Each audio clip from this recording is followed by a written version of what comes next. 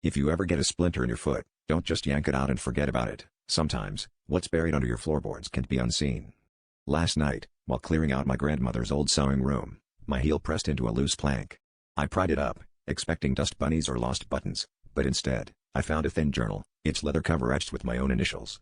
The first entry chilled me. June 8, 2024, tomorrow. I laughed it off, but the ink was still wet, and the handwriting was unmistakably mine. Curiosity clawed at me, so I read on. Each page was a mirror of my private thoughts, things I'd never told a soul. But what made my skin crawl was the way the journal shifted from mundane details, my morning coffee, the songs stuck in my head, to things that hadn't happened yet. There was an entry about a phone call from my boss, exactly as it happened half an hour later. Another about the neighbor's dog barking at 6:17 p.m. which I heard precisely on cue. I kept flipping, each entry a step closer to midnight, each word a thread in a noose I was beginning to feel around my neck. The final page was dated tonight, and it didn't mince words. It described me, right here in this room, desperately searching for a way out. It described the cold sweat, the tremor in my hands, and the shadow growing longer behind me.